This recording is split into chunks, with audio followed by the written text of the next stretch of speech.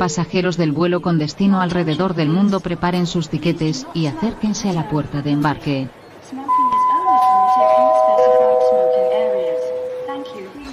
Bienvenidos a Diplomacia Itinerante, el programa que te invita a explorar los secretos de la diplomacia moderna.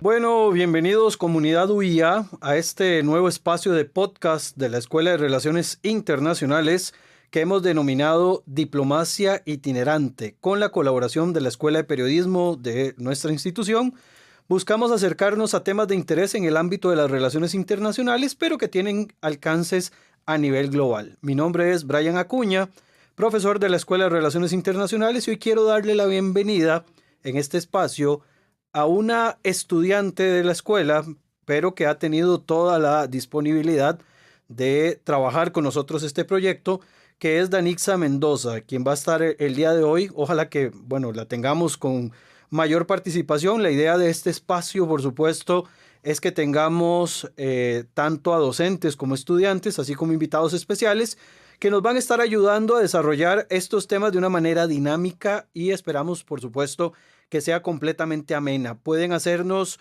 sus consultas y comentarios al correo institucional bacuna.uia.ac.cr. El día de hoy vamos a estar desarrollando cómo ha cambiado y sigue cambiando la diplomacia en el siglo XXI entre los principios tradicionales y las nuevas herramientas digitales. Primero que nada, Danixa, muchísimas gracias por acompañarme y ¿cómo te va? Hola, buenas noches, súper bien y gracias por la invitación, ¿verdad? Y por estar aquí. Me emociona mucho que podamos dar estas informaciones, ¿verdad? Que la comunidad necesita. La diplomacia desde sus orígenes en civilizaciones antiguas como Egipto y Mesopotamia y Grecia ha sido un instrumento clave para gestionar relaciones entre estados, evitar conflictos y promover acuerdos. Esto surgió como una práctica formalizada en Europa renacentista, especialmente con el Tratado de Westfalia en 1648, que estableció los principios de soberanía y negociación entre naciones durante siglos. Esto se basó, ¿verdad?, en secreto, en discreción y en las élites, pero siempre adaptándose a cambios geopolíticos como las guerras mundiales o la Guerra Fría. Vemos que hoy enfrenta una transformación sin precedentes debido a varios factores que los voy a estar mencionando, como lo son la tecnología y la comunicación. Vemos que en Internet y las redes sociales se han democratizado la información, ¿verdad? Reduciendo el monopolio de los estados y exigiendo transparencia. La diplomacia digital y la ciberdiplomacia son esenciales, pero también hay otro factor que es los actores no estatales, que son como las empresas, ONG y ciudadanos que influyen en la agenda internacional, diluyendo el rol exclusivo de los gobiernos.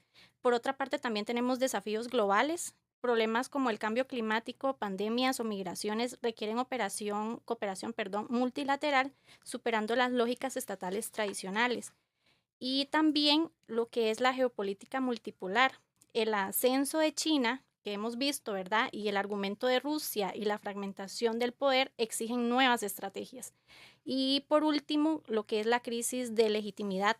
La desconfianza en instituciones internacionales como la ONU, la OMS, obliga a reinventar mecanismos de gobernanza. De esta manera podemos ver que la diplomacia debe evolucionar de un sistema jerárquico y cerrado a uno inclusivo, ágil y multiactor, sin perder su esencia y medir un mundo, ¿verdad?, complejo. Sí, Danixa, en este punto también es importante señalar, antes de hablar de la situación de la diplomacia en el siglo XXI, que vamos a estar abordando las ideas que se tenían eventualmente de la diplomacia en sus principios clásicos. La diplomacia, según diferentes autores, es el arte y la práctica de gestionar relaciones entre estados y actores internacionales mediante el diálogo. Acá hay que hacer, ese énfasis bastante importante porque anteriormente se creía que las relaciones eran únicamente entre estados. Conforme ha evolucionado el sistema, evidentemente han aparecido nuevos actores que le dan, ese peso importante a toda la dinámica de las relaciones internacionales y la diplomacia como tal. Esto se ha logrado mediante el diálogo, la negociación y la representación con el fin de resolver conflictos promover intereses y mantener la paz, que al final de cuentas es una de las grandes, digamos, incógnitas o de los grandes elementos que busca la diplomacia a nivel internacional. En cuanto a su origen histórico, podemos plantearlo también en diferentes momentos históricos. Hay dos que son cruciales. En primer lugar, la diplomacia renacentista, que es de los siglos XV y XVI, surgiendo en las ciudades-estado italianas como Venecia, Florencia, etcétera, con la figura del embajador permanente, que es algo que se mantiene hasta la actualidad. Y por el otro lado, tenemos el sistema de Westfalia, que es del año 1648, ya entrado el siglo XVII, donde se consolida la diplomacia moderna, estableciendo la soberanía estatal y el derecho internacional como bases del orden europeo y que va a servir, por supuesto, para el orden internacional en general. Los principios fundamentales sobre los cuales nos basamos están enfocados, en primer lugar, en la soberanía, que es el respeto a la independencia y la jurisdicción de cada uno de los actores, principalmente el Estado como actor primario. Tenemos también el proceso de la negociación, que es la solución pacífica de disputas mediante el diálogo, la representación, donde los diplomáticos van a actuar como voceros autorizados de sus gobiernos. Eso es, digamos, uno de los roles de mayor responsabilidad que tiene, digamos, en estos momentos la dinámica de las relaciones internacionales a través de los diplomáticos, y el elemento de confianza que se basa en la discreción, credibilidad y reciprocidad, que también es otro de esos elementos importantes. Danixa. Ok, en cuanto hablando de la evolución del papel del diplomático, esto se puede resumir, ¿verdad?, entre siguientes modos que los voy a mencionar, que son del siglo XVI al XIX, embajadores como enviados exclusivos de monarcas, centrados en alianzas y tratados secretos. Está la otra parte que sería el siglo XX, que surge con funcionarios internacionales, como por ejemplo tenemos a la ONU y la diplomacia multilateral y Liga de Naciones, el OIT. Y por último, el siglo XXI. Diplomáticos gestionan agendas globales, cambios climáticos, ciberseguridad, junto a ONG, empresas y organismos supranacionales. De este modo, la diplomacia ha pasado de ser un privilegio de élites a un sistema complejo, adaptándose a un mundo interconectado sin perder sus principios clásicos. Acá lo que nos surge quizás sí es una pregunta que es importante de plantear, que es qué ha estado cambiando conforme a la diplomacia que conocemos en la actualidad. Podemos decir, en primer lugar, que la diplomacia en el siglo XXI va a enfrentar una transformación radical impulsada, en primer lugar, por la tecnología, la globalización y nuevos actores internacionales. Ya no estamos en un campo exclusivo de estados y de cancillerías, como lo manejábamos tradicionalmente, sino que ahora tenemos un espacio muy dinámico donde interactúan gobiernos, ciudadanos, empresas e incluso algo que no nos imaginábamos ni siquiera hace 5 o 10 años, que son los algoritmos, que es, digamos, todo el manejo desde las redes sociales que incluso pueden cambiar la perspectiva y el panorama de lo que se está desarrollando. Incluso un espacio de digitalización de los canales de comunicación, donde ahora no solo se hace diplomacia o política del modo tradicional, sino que incluso se usan redes sociales claves, como es el caso de X, ¿verdad? Anteriormente denominado como Twitter, Facebook e incluso TikTok, ¿verdad? Que es una de esas herramientas que incluso algunos usan para educarse, y es algo que quizás los que ya tenemos algunos años se nos hace un poco choqueante, ¿verdad? Pero es parte de esa nueva dinámica, y esto se ha transformado en herramientas diplomáticas clave. Por ejemplo, tenemos líderes como actores directos dentro de estas plataformas. Donald Trump en un inicio utilizaba la plataforma X para anunciar políticas internacionales, evitando canales tradicionales, ¿verdad? Esto le daba incluso mucha llegada a nivel empresarial a una empresa como X. Recordemos que en algún momento incluso se enoja con la gente de X y crea su propia red social, ¿verdad? Una que se llama Truth, si mal no recuerdo. Entonces, a partir de ahí, vamos a ver que mucha de la información que circula de enunciados que hace el presidente Trump se hacen a través de la plataforma de Truth. Luego tenemos, por ejemplo, al líder indio Narendra Modi, que tal vez no lo escuchen con mucha frecuencia, pero es un líder de un país emergente bastante importante. Emplea plataformas digitales para proyectar todas las herramientas de soft power de la India. Lo mismo el hecho de la presencia de embajadas que se encuentran en redes sociales. Hay cuentas oficiales de los países que responden frente a crisis y humanizan la diplomacia, teniendo incluso una cercanía muy importante con la gente de a pie, ¿verdad? Al utilizar este tipo de herramientas, incluso interactúan con personas en espacios que anteriormente no eran tan comunes de interacción, ¿verdad? Un embajador contestándole o la persona encargada de las redes sociales contestándole a alguien que le puso un comentario X, ¿verdad? Y a partir de ahí se da una serie de cercanías que anteriormente no se lograban llevar a ese modelo, ¿verdad?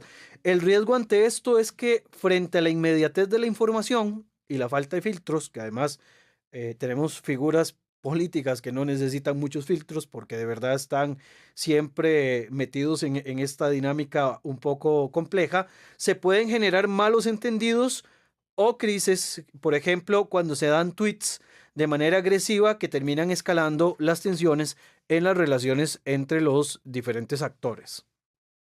Sí, también hablando de estos espacios, tienen otros alcances, por ejemplo, diplomacia pública y soft power digital. Gobiernos comparten su cultura, valores e influencia mediante influencers, era lo que usted estaba hablando, ¿verdad? Que ahora llegan a esa cercanía, los embajadores, y hay ese espacio que puedan interactuar más. Entonces, también está lo que es el streaming y los memes. Vemos que los memes tienen gran poder ahora, ¿verdad? Que ahora de una cosita eso se hace grande, entonces llegan a tener una gran influencia, algo tan simple. Bueno, los memes son toda una cultura, ¿verdad? Sí, Y hay que hay que saber, digamos, incluso determinar hasta qué punto un meme puede ser correcto o puede ser políticamente incorrecto. Entonces es sí, hay todo que tener un un mundo. poco de cuidado en ese aspecto porque sí puede generar un conflicto o una problemática. También tenemos el ejemplo de Corea del Sur con el K-pop, aunque presentan desafíos como la aparición de la información manipulada o fake news que obligan a tener una dinámica más proactiva. Esto de la fake news es algo, ¿verdad?, relevante que se ha estado viendo mucho, que tratan de ganar mala, o sea, fama con una mala información y tener como estos espacios que la gente pueda seguirlos viendo.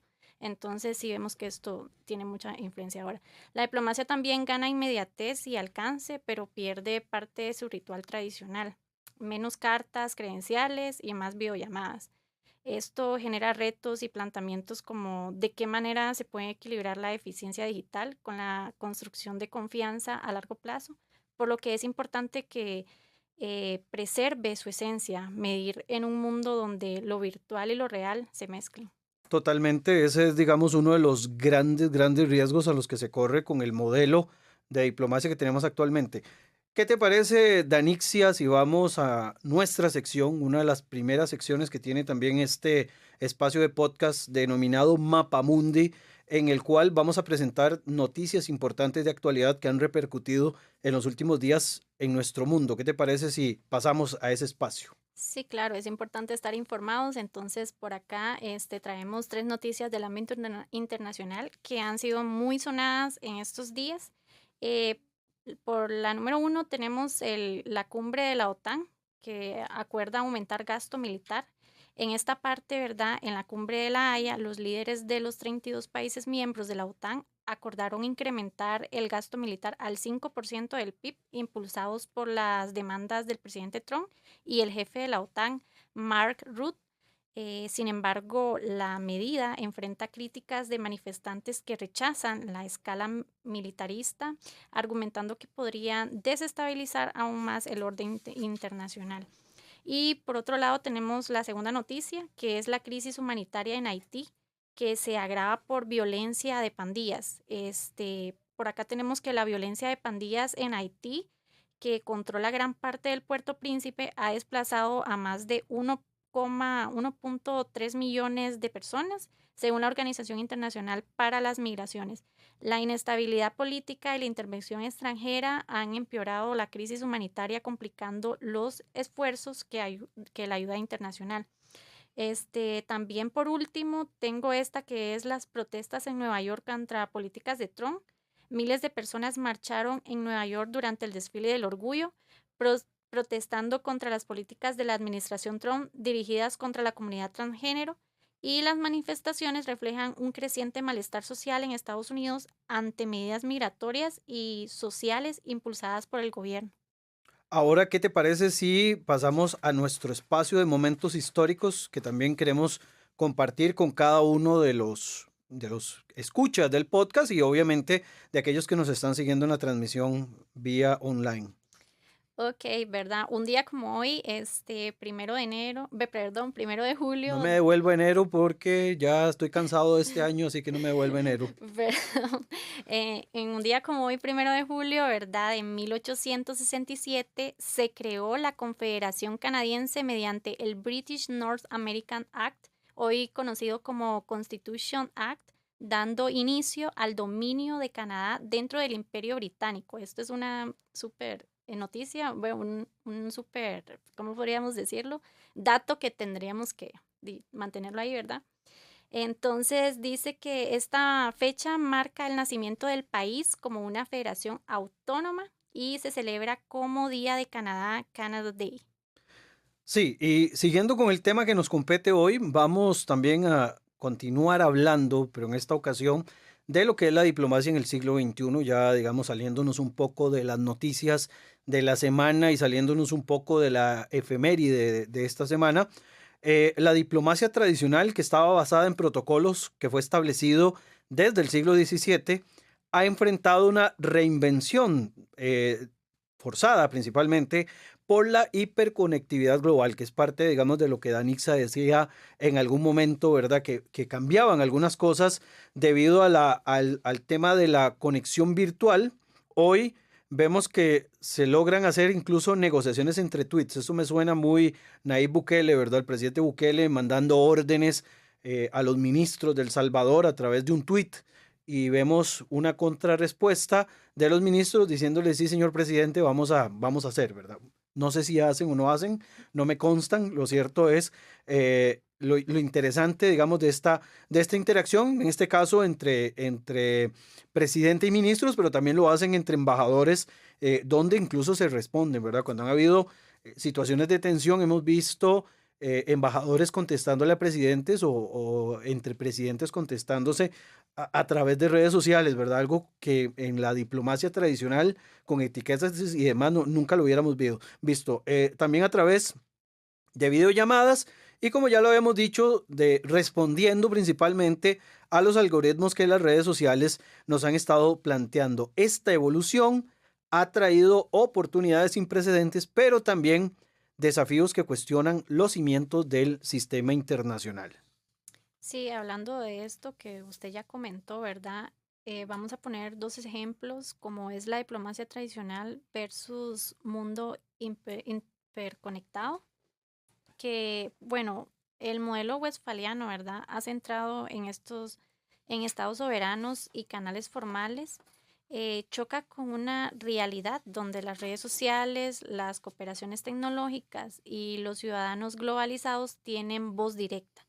Ejemplos como las cumbres climáticas organizadas vía Zoom. Esto es algo que, verdad, parecía que no iba a llegar, pero ahora lo vemos que cuando pasó lo de la pandemia, esto tomó gran relevancia y ahora esto se puede hacer. Entonces, también los discursos virales de los líderes en TikTok que muestran que la diplomacia ya no es un monopolio estatal. Sin embargo, persisten tensiones, ¿verdad? La inmediatez digital erosiona la reflexión pausada que caracterizaba la negociación clásica, pero amplía el alcance de la participación, por ejemplo, como Corea del Sur, que ha sabido equilibrar ambos mundos, combinando su maquinaria diplomática tradicional con el soft power del K-pop y los dramas televisivos. Que quede claro que nosotros no estamos haciendo promoción del K-pop y los dramas, ¿verdad? Los K-dramas, creo que les llaman, pero es una de las herramientas de soft power que tenemos más presentes. Es más, acá nosotros mencionamos el caso del K-pop, pero también está el caso de las novelas turcas, que creo que es un fenómeno casi que global, porque lo he escuchado del resto de países latinoamericanos hablando del tema de las novelas interminables turcas, Sí. y lo mismo que países africanos que hablan de una turquificación de la televisión debido a la cantidad de dramas de este tipo, ¿verdad? Bueno, y hablando de cuestiones así relacionadas con el soft power coreano, ¿verdad? Ya este fin de semana, hablando ahora de la cercanía con este primer podcast, se estrenó la última de la saga del juego del Así, calamar, juego de ¿verdad? calamar, Entonces, sí. esto, por supuesto, va a traer, digamos, cola para los que les gusta este tipo de productos. A vos te gusta ese tipo de productos? Sí, sí, lo consumo mucho. Ok, Sí. sí, sí, tiene cara de que es K-popera y... No, no, no, No, no soy K-popera, pero sí me atrae como la cultura y como esto ha sido muy relevante, ¿verdad? claro. Vemos que hay muchas cosas ahora de los dramas y de los artistas y todo esto, entonces sí, no soy tan full, pero sí me gustan las series más que todo. Ok, bueno, y ahí tenemos a alguien más. Ahí después nos puedes recomendar algunas, ¿verdad? En un espacio más cultural de ese tipo. Las redes sociales entre la democratización y el caos, ¿verdad? Que sería un planteamiento importante de señalar en el cual hay que hablar de que las plataformas digitales ofrecen herramientas muy poderosas, oportunidades como la difusión masiva de narrativas, como Ucrania, digamos, utilizando X en su momento para ganar apoyo durante la invasión. De hecho, incluso hasta hoy sigue habiendo gente con la bandera ucraniana, digamos, en sus perfiles. Ocurre también con el tema de la bandera palestina o la bandera de Israel, digamos, depende mucho de este activismo. Eso es más un tema más de activismo más que de diplomacia, pero el activismo también es parte, digamos, de esta dinámica diplomática, ¿verdad? Esta acción de generar empatías se ve desde esa perspectiva. Entonces, en este sentido, lo que se buscan son respuestas rápidas a crisis y acercamiento con los ciudadanos, ¿verdad? Que los ciudadanos sientan de que realmente estamos más en contacto con ellos y que no es algo de dos mundos diferentes, ¿verdad? Es como tratar de unir dos mundos a través de de un mismo esquema que es el esquema interconectado. En cuanto a los riesgos, la diplomacia de solo 280 caracteres, que es lo que da, digamos, originalmente X, no sé, en el caso de Instagram sé que es un poco más, pero igual no se puede hacer diplomacia con eso, ¿verdad? Las cartas diplomáticas en ese sentido no se pueden cambiar, pero hay temas que no se pueden, digamos, disminuir a un tweet, así como hay cosas que no se pueden aprender con un TikTok. De acuerdo, entonces Bueno, esto nos queda bastante claro. Digamos, el tema de Trump y Corea del Norte en el año 2017 no se puede resolver con solo un tweet. Por ejemplo, la crisis de Gaza no se puede resolver con solo un tweet o un posteo en Truth. O, por ejemplo, esto también puede provocar que dependiendo de lo que escribamos, la forma en la que la otra persona entienda lo que está escrito, como eso no está dicho, no vemos modos, no vemos acciones, no vemos gestos, pueden llevar a malos entendidos, ¿verdad? Y esto puede generar conflictos con ciertos personajes o con ciertos, digamos, países, y esto, pues, generar también choques que a lo largo puede ser bastante significativo. Además, la desinformación, como bien decías ahora hace un rato, con el tema de los fake news y los bots, que además ahora el tema de los bots, uno paga por los bots, uno paga bots que le den like a una publicación que usted hizo. Entonces, usted ve el montón de bots de páginas X de contenido bastante random, dándole, digamos, like o obedecen o responden a ciertas palabras claves. No sé si la palabra clave es queso, entonces cada vez que aparece la palabra queso, el bot le va a dar like a eso que dice queso para generar una tendencia, ¿verdad? Y esto manipula las percepciones. Desgraciadamente, lo que manejan las redes sociales, que por cierto hay una serie, era una serie, una película en internet polaca que trataba sobre la manipulación de redes sociales para poner a pelear a la gente. Luego lo busco para poder recomendártela ya fuera de programa, pero es bastante interesante porque habla mucho de cómo se manipula la percepción pensando que lo que estamos viendo en la percepción de las redes sociales es la vida real y no es la vida real. En realidad es lo que responde al funcionamiento de las redes sociales en el momento. Ni siquiera es como que en la vida real usted va a ver 50.000 personas interactuando, peleándose por una tendencia, sino que es solamente el pleito dentro de redes sociales, pero fuera de redes sociales es completamente desierto. Es un tema del cual nadie absolutamente habla porque todo se maneja a través de este esquema de bots y de percepciones. Eh, Esto nos lleva, digamos, a un ejemplo que es el Brexit en el caso británico o a las elecciones latinoamericanas. ¿Vos qué opinás ahora, Danix, al respecto? Bueno, continuando con el tema, ¿verdad? Este, ¿Será que están preparados los sistemas educativos y diplomáticos? Esta es una pregunta que creo es necesaria hacérsela y darle respuesta, ¿verdad? Para que tengamos un poco de conocimiento a como usted venía hablando de todo esto que ha cambiado. Entonces, por ejemplo, la formación diplomática aún prioriza protocolo, historia y derecho internacional, pero necesita urgentemente de dos cosas súper importantes como son las competencias digitales, lo que es análisis de datos, ciberseguridad y gestión en redes sociales. Esto es sumamente importante, ¿verdad? Que son factores que tenemos que tener ahí. También está lo de la adaptabilidad, el caso de Estonia, que capacita a sus funcionarios en gobernanza digital y es un modelo a seguir. Creo que esto debería de seguirse implementando porque vemos que la tecnología va avanzando muy rápido, ¿verdad? Y entonces tenemos que no apartarnos, sino adaptarnos a eso para poder prevalecer o continuar con esto, ¿verdad? Sin embargo, hay muchas cancillerías que aún operan con estructuras jerárquicas lentas, incapaces de responder a crisis virales en tiempo real.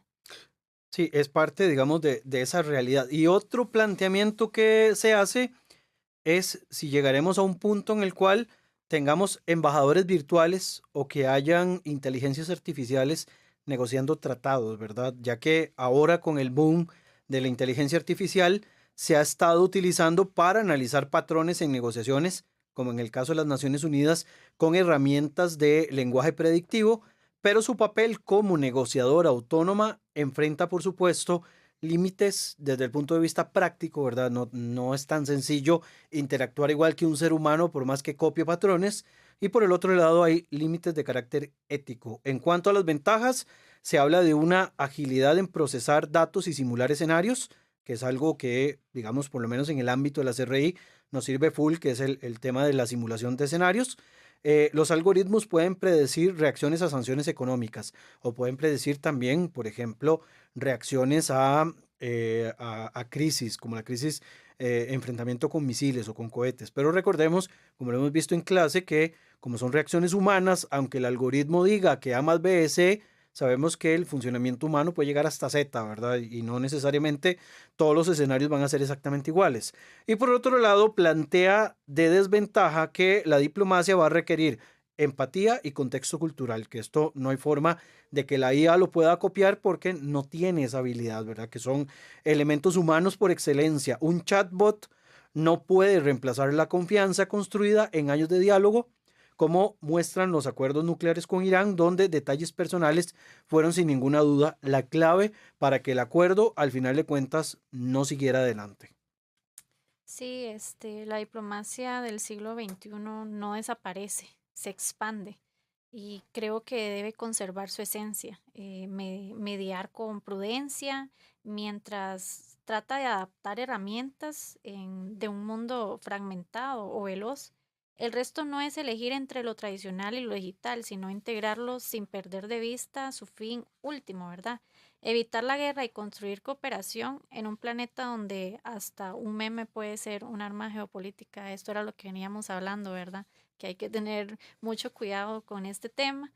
Y sí, Sí, un meme puede ser un arma geopolítica sin ninguna duda y generar un incendio total, ¿verdad? Sin ninguna duda, la diplomacia sigue siendo esencial, pero su forma propiamente y herramientas están cambiando y lo digital no va a sustituir lo humano, pero sí lo va a transformar y lo va a agilizar. En un mundo cada vez más conectado, la diplomacia sigue siendo el arte de hacer posible lo imposible, que es, digamos, uno de esos grandes elementos importantes de la diplomacia. De esta forma, llegamos al final del programa de esta semana. Danixa, de verdad, muchísimas gracias por acompañarme y quedas cordialmente invitada para seguir participando. Si quieres hacerte visitante asidua, yo sé que los Uber de Curridabat hasta acá son un poco complicados y lo mismo que el bus, pero cuando quieras venir, estás completamente invitada a acompañarnos. Muchas gracias a ustedes por eh, permitirme participar en este podcast. Y no quisiera despedirme sin antes hacer unas cuantas sugerencias que ustedes podrían tomar para profundizar sobre el tema o aprender otros elementos, otras herramientas. En primer lugar, el libro Diplomacy del estratega estadounidense Henry Kissinger, que es una visión histórica y clásica de la diplomacia. La película francesa Diplomacia de Volker Schlondorf, que son relatos sobre cómo la diplomacia puede cambiar destinos. Y obviamente mi favorita de los últimos tiempos, aunque la última temporada no fue tan buena, pero sigue siendo muy interesante ver los modos diplomáticos, se llama La Diplomática, que está en Netflix. Es una serie corta con buenos actores, que es bastante entretenida, muestra un poco de la función diplomática desde la visión de una embajadora de un país tan importante como Estados Unidos, en este caso con el Reino Unido, pero no les cuento más para no hacerles spoiler. A todos los que nos han acompañado, muy agradecidos, los esperamos en el siguiente programa. Recuerden que si tienen dudas, preguntas o comentarios, pueden hacerlo a través del correo institucional bacunao@uia.ac.cr. Mi nombre es Brian Acuña y yo soy profesor de Relaciones Internacionales en la UIA y les envío mi cordial saludo. Gracias a todos. Chao.